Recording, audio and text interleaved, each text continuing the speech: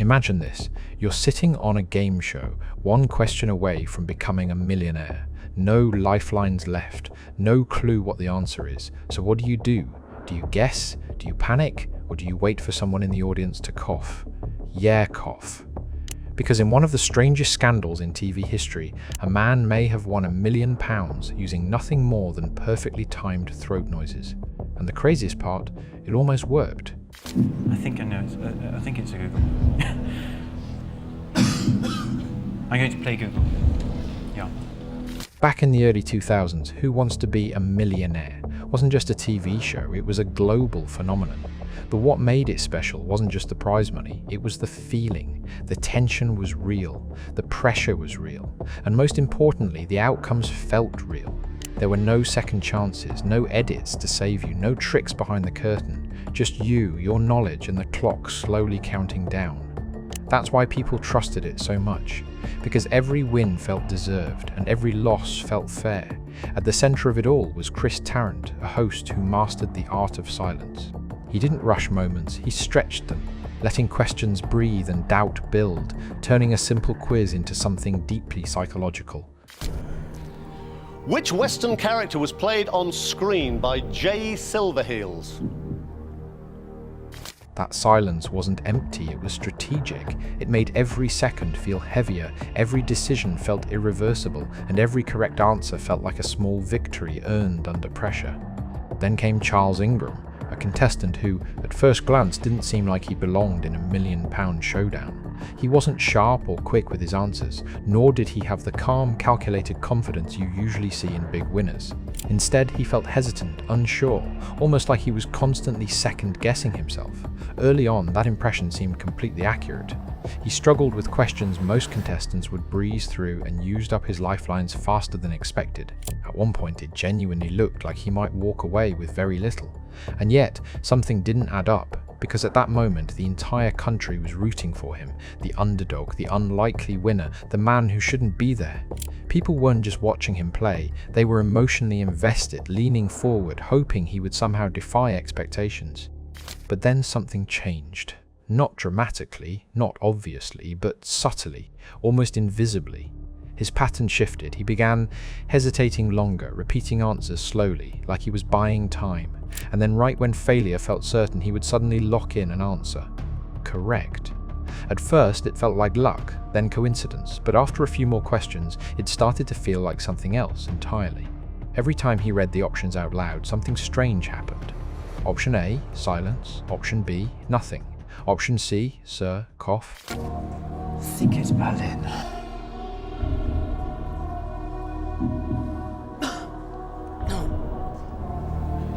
I've got to rethink it. I don't think it's Paris. I think it's Berlin. It could be Paris. I think it is Paris. Yeah, I'm going to play. A small, forgettable sound, the kind you'd normally ignore without a second thought.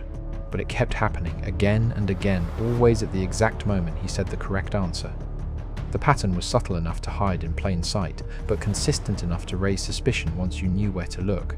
And real quick, be honest, if you were sitting there, would you have noticed it? Or would you just be thinking, wow, someone really needs cough syrup? Because this wasn't random. Sitting in the audience was his wife, Diana Ingram, watching closely, almost too closely. Behind him sat another contestant, Tequan Wittock. The three of them weren't strangers, they knew each other.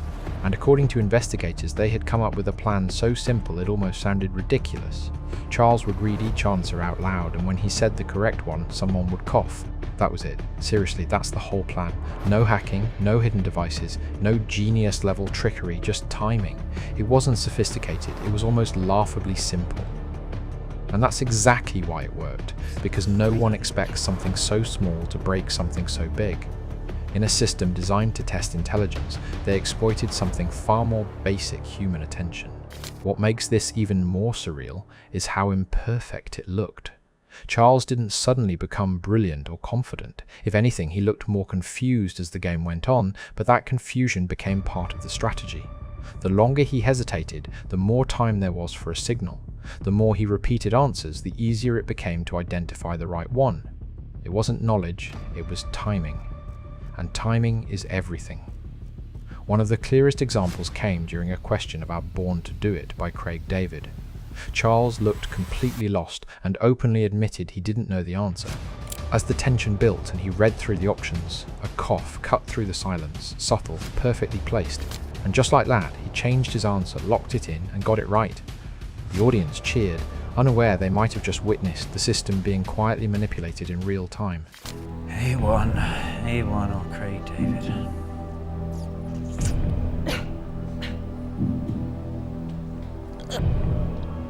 I mean, I'm 80% of the time I'm wrong when I guess, so...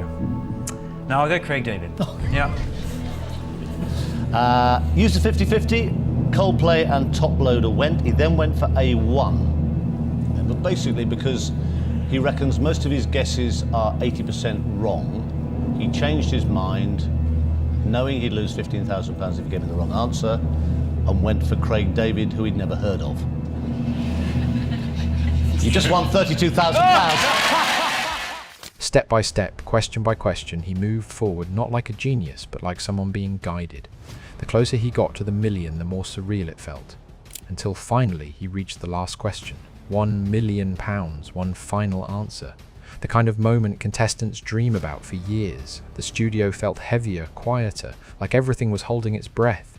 The question appeared, a number with 100 zeros. Charles stalled, laughed nervously, repeated the options, dragged out every second, not thinking but waiting, listening. Then, a cough. A pause, another cough, and in that moment everything changed. He straightened up, the hesitation disappeared, the doubt vanished, and he locked in his answer correctly. The room exploded with applause, music, and celebration. It looked like the perfect ending. But it wasn't. Because behind the scenes, people weren't celebrating, they were suspicious.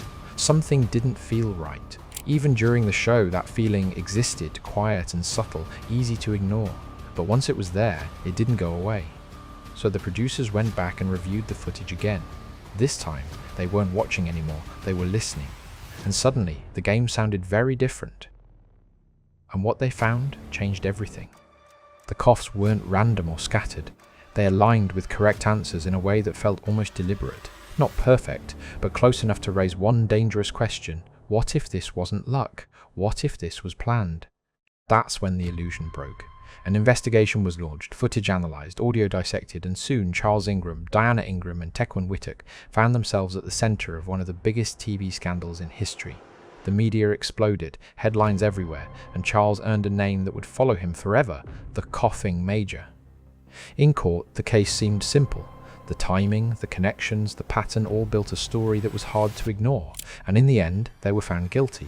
Fines were issued, reputations destroyed, and the £1 million disappeared just like that. But even then, the story didn't end. Years later, people began asking questions. Audio experts reanalyzed everything, and what they found complicated the narrative. Tequan Whittock didn't just cough at key moments, he coughed constantly, dozens, even hundreds of times, sometimes during correct answers, sometimes during wrong ones. Suddenly, the pattern didn't look so clean anymore. It looked messy, unclear, and human. Even Chris Tarrant admitted he hadn't noticed anything unusual during filming, raising an uncomfortable question, if it was so obvious, why didn't anyone see it? And here's where the story becomes even more unsettling. When people later rewatched the episode, knowing what to look for, the coughs suddenly felt obvious, almost impossible to miss. But that's the trick of hindsight. Once your brain has a theory, it starts filtering everything through it. Every cough starts to feel intentional, every pause feels planned, and suddenly, coincidences don't feel like coincidences anymore. And maybe that's the real twist, not what happened on that stage, but how easily perception can be shaped after the fact. Because when millions of people watch the same footage with a new narrative in mind, the story itself begins to evolve. In the end, 3 people were convicted. £1 million vanished, and one of the most trusted game shows in the world was left with a crack in its image. But maybe the real story isn't about what happened on that stage, maybe it's about what happened in people's minds. Because sometimes the system isn't broken, it's human, and sometimes the biggest illusion isn't the game, it's the belief that it can't be beaten. And maybe that's the most unsettling part of this entire story, not the coughing, not the verdict, but the fact that even now we're still not 100% sure what really happened. Because once doubt enters the game, It never really leaves. So here's something weird to think about. If you were sitting in that chair, one question away from a million, and you heard a perfectly timed cough, would you ignore it or trust it? Yeah, exactly. Because now every cough sounds a little suspicious. And that's the problem. Once you hear it, you can't unhear it. Because sometimes the difference between luck and cheating is just one well-timed cough.